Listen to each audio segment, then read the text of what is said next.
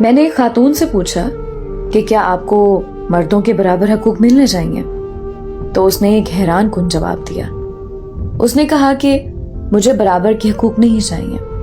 میں نے تفصیل چاہی تو اس نے کچھ یوں بیان کیا، میرا جائیداد میں باپ کی طرف سے حصہ ہے، بھائی کی طرف سے حصہ ہے، بیٹے کی طرف سے حصہ ہے، خامد کی طرف سے حصہ ہے۔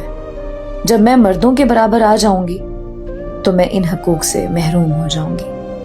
میں کسی جگہ جاب کرتی ہوں تو مجھے جاب میں سہولت دی جاتی ہے، برابر کے حقوق میں میرا نقصان زیادہ ہے۔ بینک، ہسپتال، مارکیٹ، ہر جگہ لیڈیز فرسٹ کے اصول پر مجھے ریلیف مل جاتا ہے۔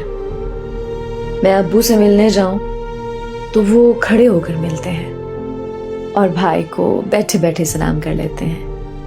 ہم شہر سے باہر کہیں جائیں تو میں نے اور بیٹی نے اپنا اپنا ہینڈ بیگ پکڑنا ہوتا ہے اور بس باقی سامان بیٹے جانے اور ان کے پاپا۔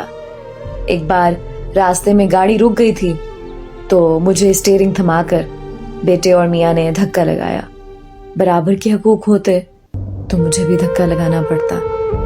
سبھی بڑے اور بھاری کام خود بخود مردوں پر جا پڑتے ہیں۔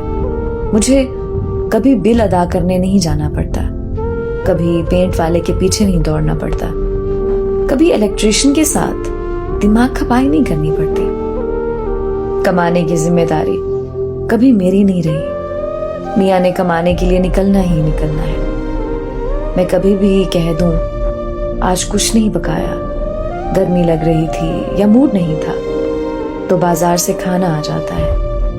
کوئی زبردستی نہیں ہے، لیکن ان کو کام سے چھٹی نہیں ہے۔ میاں کی انکم پر مجھے حق حاصل ہے، میری انکم پر صرف میرا لباس ان سے مہنگا ہوتا ہے، میرے جوتے کپڑوں کی تعداد ان سے زیادہ ہے۔ ایسے بے شمار فائدے مجھے حاصل ہیں، میں برابر کے حقوق لے کر گھاٹے کا سودا کروں گی؟ اتنی پاگل لگتی ہوں کیا؟